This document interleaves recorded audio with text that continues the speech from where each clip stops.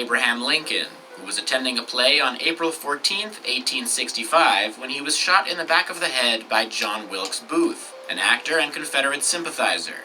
The Booths were a family of famous actors, especially John's brother Edwin Booth, who is sometimes regarded as the greatest American actor of the 19th century. And less than a year before the assassination, Edwin Booth actually saved the life of Abraham Lincoln's son Robert by pulling him out of a train platform. Robert Lincoln even recognized Edwin Booth, which must have later been a weird memory for him. That'd be like if Charlie Sheen saved your life, and then a few months later, your father was shot by Emilio Estevez. John Wilkes Booth had been planning some mischief for quite a while, originally intending to kidnap the president instead. The plan was to grab Lincoln as he was leaving a hospital. But Lincoln decided not to go to that hospital and instead attended an event at the National Hotel, which happened to be the place that John Wilkes Booth was staying as he plotted the kidnapping. So the two of them swapped locations in some kind of convoluted Looney Tunes gag. A quick sprinkle of comedic relief before we dive into the murder. Booth learned that Lincoln would be attending the play on the morning of the assassination, so he quickly cobbled together a plan to sneak into Lincoln's box and shoot him in the back of the head. Since he was a famous actor, he could pretty much go anywhere in the theater. But Lincoln did have a guard with him that night, a man named John Parker, who was assigned to the job because Lincoln's two usual guards were busy. But during the intermission, John Parker went to a nearby tavern, got drunk, and fell asleep. He later claimed that Lincoln had dismissed him until the end of the play, which is exactly what you might say if the only person who can verify it had just been shot in the head. The play they were watching was called Our American Cousin, a comedy about a goofy American visiting his relatives in England. And Booth was familiar with the play, so he timed the assassination with a line that he knew would get a big laugh. The line, delivered by actor Harry Hawk, was, "Well, I guess I know enough to turn you inside out, old gal, you sock-dologizing old man-trap." I guess you had to be there. So when that line came around and the entire theater burst into laughter, including Lincoln himself, John Wilkes Booth shot the president in the back of the head. Here's a depiction of the assassination, in which Lincoln seems pretty unbothered by the whole thing. The couple sitting next to the Lincolns is Major Henry Rathbone and his fiancée Clara Harris, who were both lovers and step-siblings, but that's a story for another day. Rathbone got up to confront John Wilkes Booth, but Booth whipped out a dagger and stabbed Rathbone in the arm before jumping 12 feet onto the stage, injuring his leg in the process, and then yelling at the crowd, which probably caused at least a couple people in the audience to go, "Oh, I didn't know he was in this." But once the crowd realized what was going on, the entire theater began chasing Booth. He ran out of a side door, stabbing the orchestra leader on his way out. Not sure if the orchestra leader was in the way or if Booth just didn't like the guy. Then he got onto a horse and fled. Lincoln was in serious condition and officially died the next day. Ultimately, the sleepy guard John Parker somehow wasn't fired after failing to do the one thing he was required to do, talk about government job security. He was instead fired 3 years later after he once again fell asleep on the job. But who can blame him? It couldn't possibly end worse than the first time. Interestingly enough, the Lincolns were supposed to be joined by Ulysses S. Grant and his wife Julia, but Julia had beef with Mary Todd Lincoln, so the Grants declined to attend. Ulysses S. Grant reportedly regretted this for the rest of his life, believing that he could have overpowered Booth. But that's assuming that he wouldn't have been distracted by the hilarious sock-dologizing line. In fact, Major Henry Rathbone ultimately went insane because of his own failure to stop the assassination. Yet somehow the guard who got drunk and fell asleep seemed to move past the whole thing quite quickly. Rathbone later relocated to Germany, where he murdered his wife/stepsister Clara and stabbed himself 5 times in the chest. But he survived the incident and was sent to an insane asylum for the rest of his life. When he finally died in 1911, they buried him next to his wife. Can't imagine she would have been thrilled about that, but perhaps it's a fitting end to their unconventional love story. As for John Wilkes Booth, he limped around in secrecy for almost 2 weeks before he was found hiding in a barn. Soldiers surrounded it and told him to come out and surrender, but he refused. So they set the barn on fire and shot him to death. But Booth was not acting alone, as he had a team of co-conspirators who had planned to simultaneously assassinate Lincoln, Vice President Andrew Johnson, and Secretary of State William Seward. Seward's assassin successfully broke into his house and stabbed the Secretary of State in the neck. But Seward was recovering from a jaw injury, so he had a splint on his neck that protected him from the stabbing. Meanwhile, the guy assigned to kill Andrew Johnson simply got drunk at a bar and decided against it. Although considering the goal of the conspirators was to bring back the Confederacy, leaving Andrew Johnson alive was probably in their best interest. All of the conspirators were eventually rounded up and tried, with 4 of them being sentenced to hanging. One of them, Mary Surratt, was actually the first woman ever executed by the United States government. How about that? I guess Lincoln really was a president of progress. Well, that story took a long time, but the good news is that nobody cares about the next 2 assassinations, so we can just breeze right through them. The second president to be assassinated was James A. Garfield. He was shot twice in the back at a railroad station in Washington, D.C. on July 2, 1881. The man who shot him was Charles J. Guiteau, a drifter who was pretty much clinically insane. Now, the YouTuber Sam O'Nella has done a full video on Guiteau, which I recommend checking out because he's a lot better at this than I am. But I'll give you the highlights to show you just how weird Guiteau was, even though I think his picture already gives it away. In his early 20s, Guiteau was a member of a religious society known as the Oneida Community. They believed that we could exist in a world free of sin because Jesus returned from the dead in AD 70. I guess he thought a quick 35 years of being dead was enough for everyone to get the point. As part of their sinless community, everyone was basically allowed to have sex with whoever they wanted. Ah, the swinging 60s. The 1860s, that is. The only problem for Charles Guiteau was that everyone hated him, so he was never allowed to join the Oneida orgies. The group's opinion of him culminated in the members of the community calling him Charles Get Out. And you really have to suck if even a sinless utopian society is bullying you. So he eventually listened and left the Oneida community. After many other weird life events, Guiteau made his way to Washington, D.C., where he began campaigning for James Garfield, who was running for president. And by campaigning, I mean that he wrote one speech in support of Garfield without anyone telling him to, and then handed it out to a couple hundred people on the street. But even that might have been more effective than the entire 2016 Clinton campaign. The speech was originally written for Ulysses S. Grant, who was seeking a 3rd term.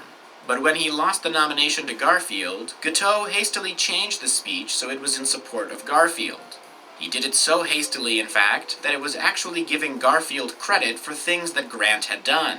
But every politician does that now, so maybe Guiteau was ahead of his time. When Garfield won the presidency, Guiteau was convinced that he was the reason. So he began petitioning the Garfield administration to make him an American consul in Paris. When they inevitably ignored him, he very logically decided to take revenge by killing Garfield. So he bought a gun, spent a few weeks in target practice, and then waited for the president to show up at the Baltimore and Potomac Railroad Station. When Garfield arrived, preparing to board a train and go on vacation, Guiteau walked up to him and shot him twice in the back. Interestingly enough, Garfield was accompanied by his Secretary of War, who happened to be Abraham Lincoln's son, Robert, making it both the second president Robert knew being killed and his second traumatizing experience at a train station. Unfortunately, Edwin Booth was not there to save another life, although the president might not have needed saving. He was quickly taken back to the White House, where a collection of the nation's best doctors gathered. Unfortunately, the nation's best doctors in 1881 are complete idiots by today's standards. The doctors attempted to extract a bullet from Garfield's body by sticking their unwashed hands into his back.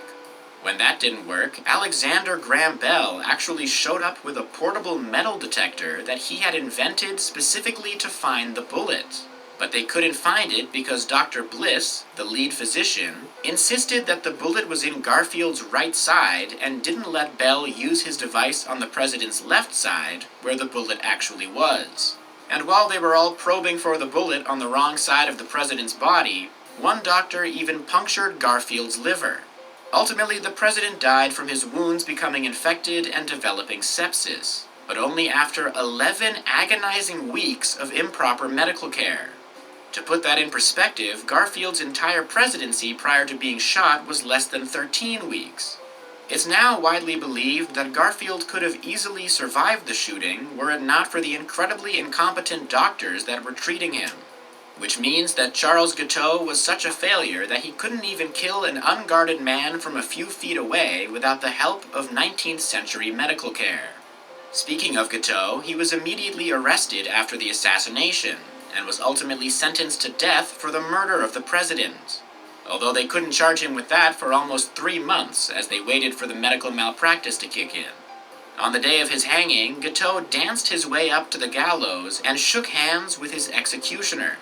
As his final request, he read a poem to the crowd in front of him, which he had written that morning. It was called "I Am Going to the Lordy," and people in the crowd described his delivery as both sad and doleful and high-pitched and childlike. Say what you want about the guy, but he had an undeniable stage presence.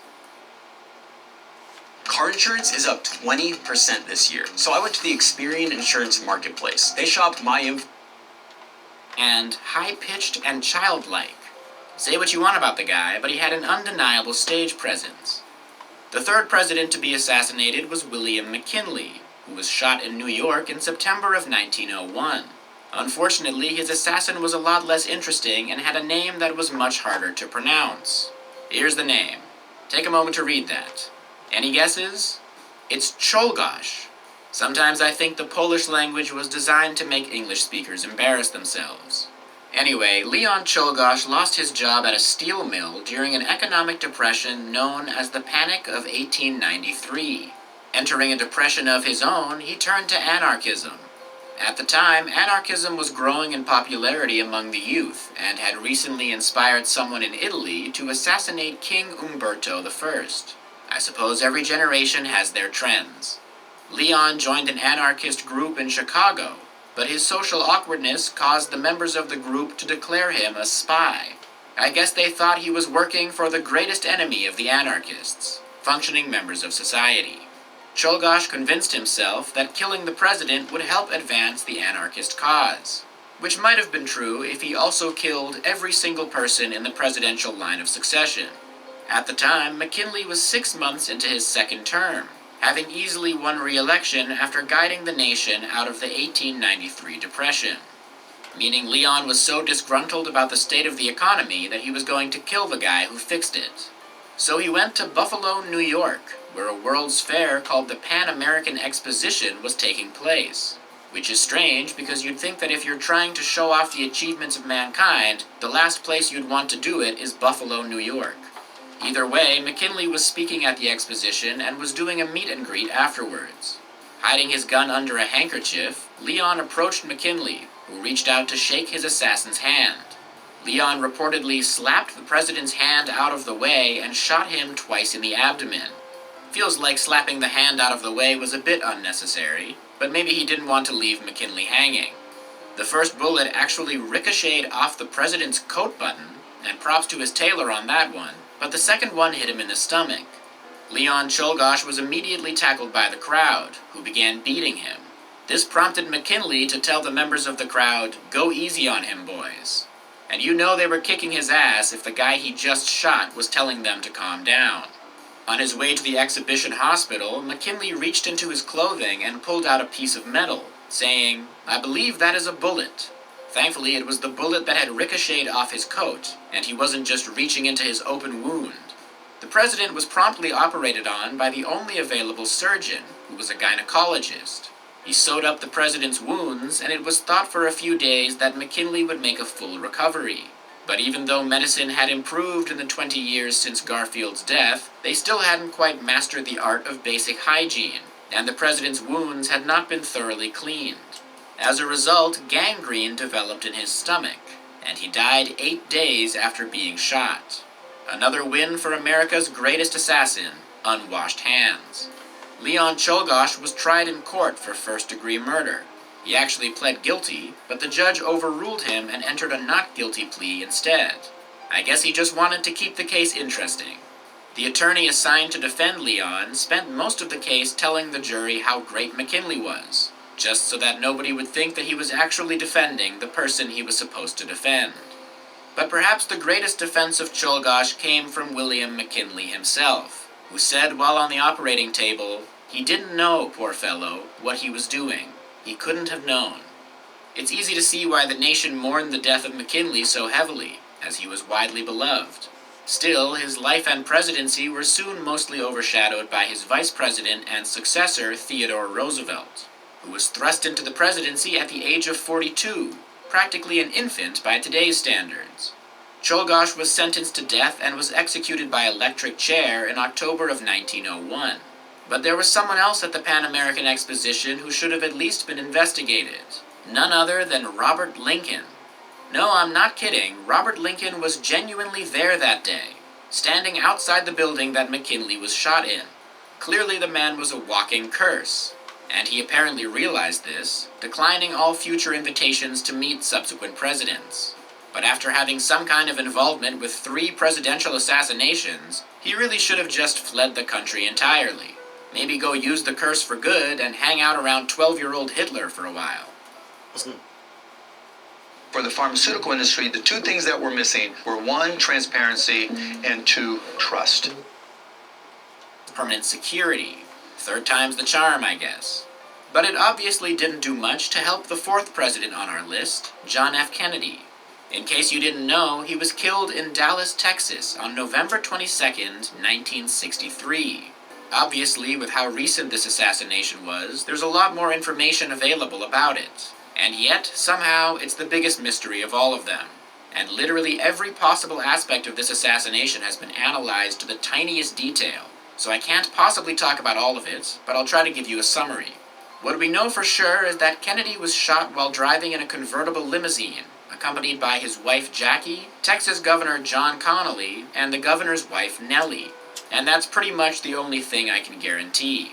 The primary suspect, of course, is Lee Harvey Oswald, a former U.S. Marine who had defected to the Soviet Union in 1959 at the age of 20. He entered the country with a visa valid for only a week, but declared his intention to become a Soviet citizen, which prompted several Soviet officials to question him, reportedly finding his wish incomprehensible. And the fact that Soviet officials couldn't even fathom a U.S. citizen wanting to live in Russia pretty much tells you everything you need to know about why America won the Cold War. Still, Oswald was determined to move there, even going to the U.S. Embassy in Moscow and unofficially renouncing his American citizenship, saying, "I have made up my mind, I'm through." But only 15 months later, Oswald wrote in his diary that he regretted moving there, complaining about the lack of nightclubs or bowling alleys. Might have been smart to at least flip through a travel brochure before renouncing his citizenship. But the U.S. government didn't really care about Oswald one way or another, so they let him and his Russian wife Marina move back to the U.S. in 1962. The next year, he was working at the Texas School Book Depository in Dallas, which is where he allegedly killed JFK, shooting a rifle from the 6th floor as the presidential motorcade drove by. Kennedy's final interaction was with Nellie Connally, who said, "Mr. President, they can't make you believe now that there are not some in Dallas who love and appreciate you, can they?" Which is one of the most strangely worded sentences I've ever heard. Sounds like a 6-year-old telling you a story. The president replied, "No, they sure can't," presumably after taking a minute to process what the hell she was talking about. Moments later, he was shot in the throat and head, killing him relatively quickly, which is a blessing for JFK, since we know that if the bullets hadn't killed him, the medical care would have. Governor John Connally was also wounded, but recovered from his injuries and thankfully did not go on to kill his wife in Germany. Oswald fled the depository and got onto a bus, returning home. But a couple hours later, he allegedly shot and killed a police officer who was questioning him. I have to say allegedly for pretty much all of this, because otherwise someone in the comments will tell me I'm an idiot and this was all really done by Ted Cruz's father. But we do know that Oswald was arrested a little bit later at a movie theater nearby, after someone spotted him trying to hide from police and slipping into the theater without paying. And if he was willing to do that crime, we might as well chalk the other ones up to him too. Vice President Lyndon B. Johnson was also in Dallas, and boarded Air Force One after Kennedy was declared dead. He was urged to return to the White House, but refused to leave without Jackie Kennedy, with it later being reported that he did not want to be remembered as an abandoner of beautiful widows. But I guess ugly widows are on their own. After Jackie got on the plane, LBJ was sworn in as president, returning to D.C. with the weirdest answer to "How was your trip?" that anyone has ever had. Just 2 days later, Oswald was being escorted to a car at the Dallas police headquarters when he was shot by Jack Ruby, a local nightclub owner. And Ruby was an eccentric guy to say the least, known for his volatile temper. He was the bouncer of his own club and beat his customers on at least 25 occasions. At that point, it sounds like owning the club was simply a means for him to assault random people on the street. Ruby was missing an index finger because someone he fought outside his club bit the finger so hard that they had to amputate it. Ruby was also known for sometimes taking off his shirt or other clothes in social situations before pounding his chest like a gorilla and rolling around on the floor. So naturally, his motive has been extensively questioned for decades.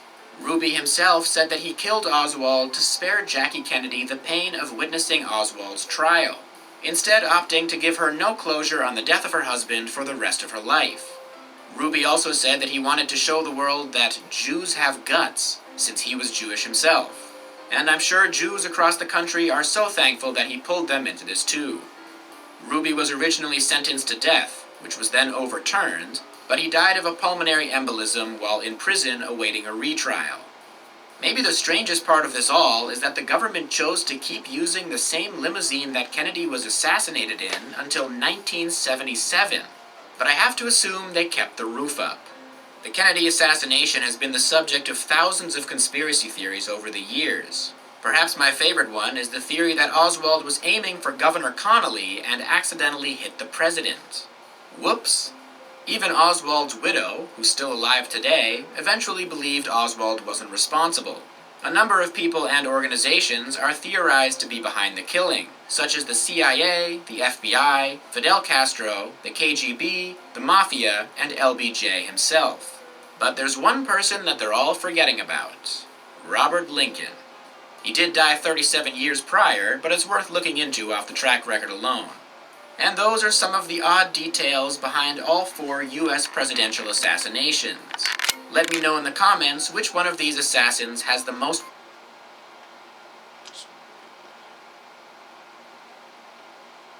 Something is coming. Something you... As an independent candidate under the Bull Moose Progressive.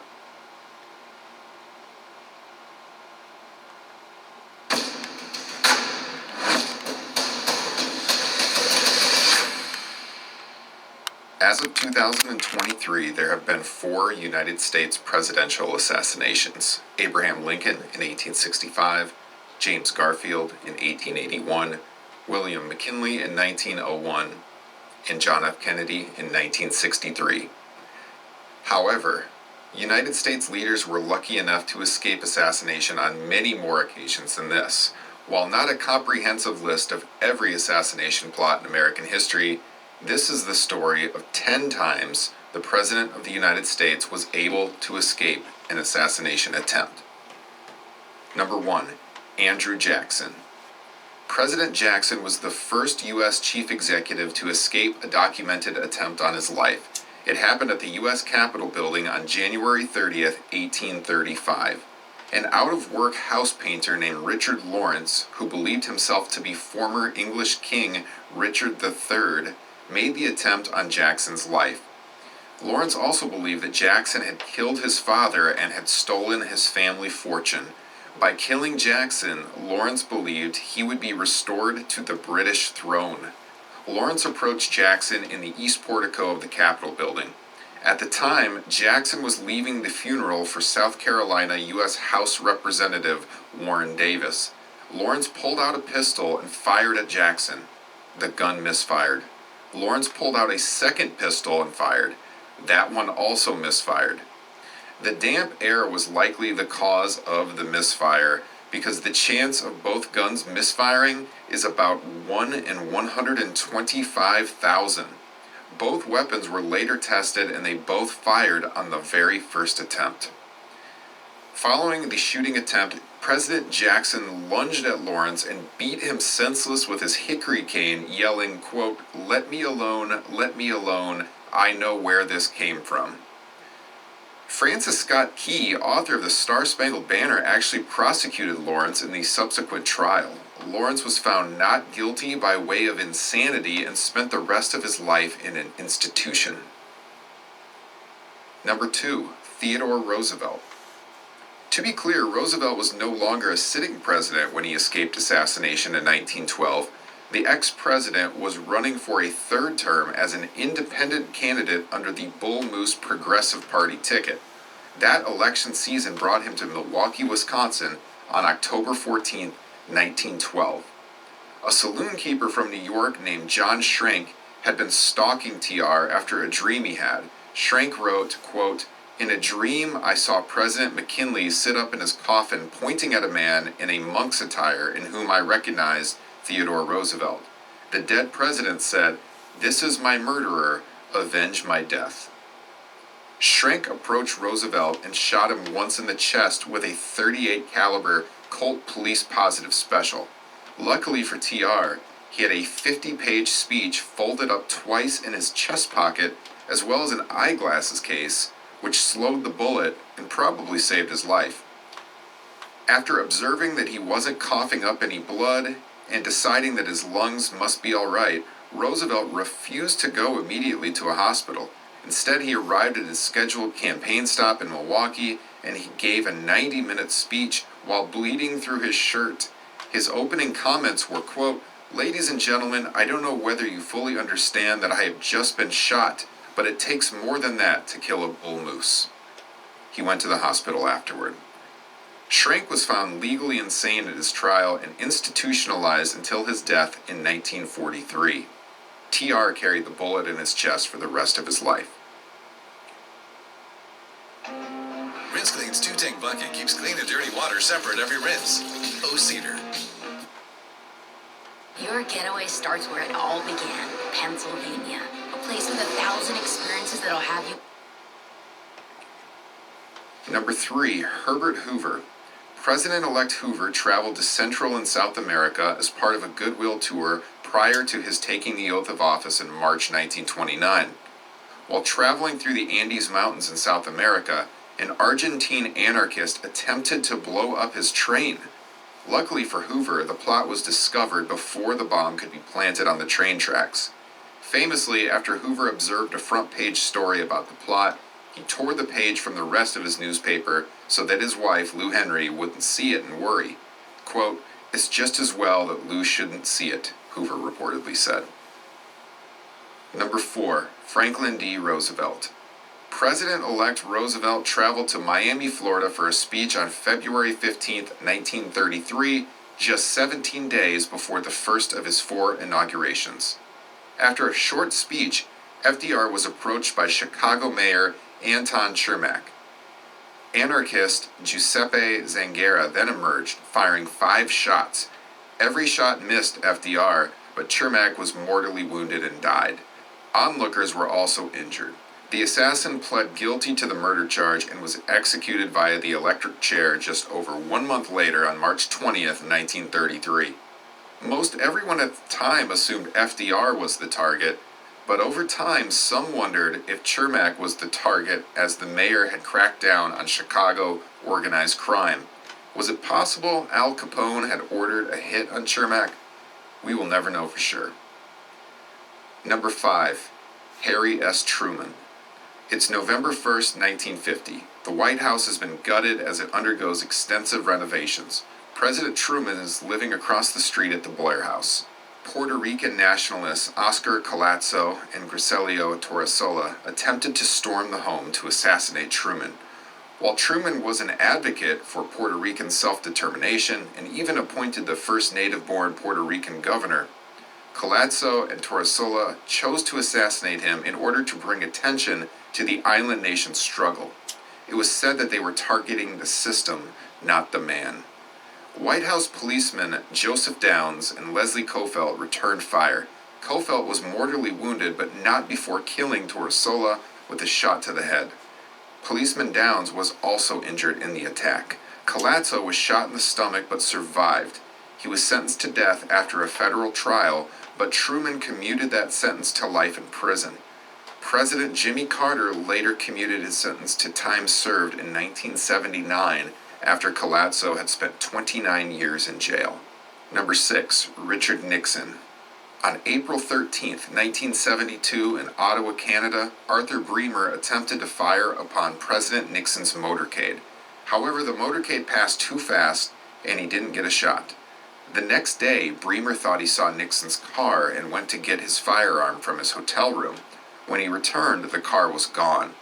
A few weeks after this, Bremer did get a shot on a politician. This time, though, it was Alabama Governor George Wallace. This resulted in Wallace being paralyzed for the rest of his life. In May 1972, President Nixon traveled to Iran. A terrorist group called the People's Mujahideen of Iran set off a bomb at a mausoleum that Nixon was scheduled to visit just 45 minutes later. But that wasn't it for Nixon. On February 22, 1974, Samuel Bick intended to kill Nixon by hijacking an airline and crashing it into the White House. At the Baltimore-Washington International Airport, Bick killed a Maryland aviation police officer and hijacked a DC-9. However, the wheel blocks were still in place and the plane could not take off. He shot both pilots, one fatally, but Bick himself was shot by Officer Charles Troyer through the plane window before he could take the plot any further. Barely clinging to life, Bick then shot himself fatally. Number 7, Gerald Ford. September 5th, 1975, on the grounds of the California State Capitol in Sacramento, a Charles Manson follower named Lynette Fromm attempted to fire a Colt M1911 at Ford as he reached to shake her hand. She had cartridges in the magazine, but not the firing chamber, causing no gunfire to ensue. She was quickly restrained by the Secret Service and sentenced to life in prison. She was eventually released in 2009. Just 17 days later, on September 22, 1975, this time in San Francisco, Sarah Jane Moore fired a revolver at President Ford from 40 feet away. As she fired, a bystander named Oliver Sipple grabbed Moore's arm. Luckily, the shot missed Ford and hit a wall instead, although a cab driver was injured. Moore served 30 years in jail before being paroled. Number 8, Ronald Reagan. One of the most famous near assassinations in United States history, President Reagan was shot by John Hinckley Jr. on March 30th, 1981, in Washington, D.C., outside of the Washington Hilton Hotel. Hinckley had almost attempted to assassinate President Carter the previous year during the campaign season, but backed out. Hinckley fired 6 shots at Reagan, a bullet ricocheted off the presidential limousine and hit Reagan under his arm, breaking a rib, puncturing his lung, and causing serious internal bleeding. He was taken to George Washington University Hospital, where he was stabilized in the emergency room and underwent emergency surgery. Reagan would wind up being released from the hospital on April 11, 1981. 3 others were wounded in the assassination attempt: Secret Service agent Tim McCarthy, police officer Thomas Delahanty, and White House press secretary James Brady. In the aftermath of the shooting, every major media outlet actually reported that Brady had died before issuing retractions. Brady was permanently disabled due to the shooting, and he also suffered brain damage. He became a fierce advocate for more strict gun control laws over the course of the rest of his life. The Brady Handgun Violence Prevention Act, aka the Brady Bill, was named after him. Hinckley said he committed the shooting in order to impress actress Jodie Foster. He was found mentally ill and sent to an institution. He was later released in 2016. Number 9, Bill Clinton. October 29, 1994, Francisco Martin Duran fired around 30 shots towards the White House from a fence near the North Lawn. He saw a group of men in dark suits that he thought included President Clinton. Clinton was on the property at the time, but inside the White House. The would-be assassin was tackled by 3 tourists and later sentenced to 40 years in prison. Nobody was seriously injured. Then, on November 24, 1996, President Clinton went to Manila for the APEC Forum. Clinton's motorcade was rerouted at the last minute before it was to pass over a bridge after a credible report came in that a bomb was on the bridge. A team later discovered that there was in fact a bomb under that bridge, and it was discovered that the bombing plot was put in motion by none other than Osama bin Laden. Number 10, George W. Bush. On February 7, 2001, President Bush was in the residence area of the White House when a man named Robert Pickett, standing outside the perimeter fence on the property, began firing a .38 special revolver towards the White House. He was shot in the knee by Secret Service and arrested. He was later given a sentence of 3 years in prison, followed by 3 years parole. However, the closest call came on May 10, 2005. President Bush traveled to Freedom Square in Tbilisi, Georgia. While the president was giving a speech, a man threw a Soviet-made grenade at him. He pulled the pin, but a handkerchief was tightly wrapped around the grenade, which prevented it from exploding due to it keeping the safety lever in place. The grenade landed about 65 feet from the podium after it struck someone. The would-be assassin escaped on that day, but was arrested 2 months later. He was convicted and given a life prison sentence. Damn.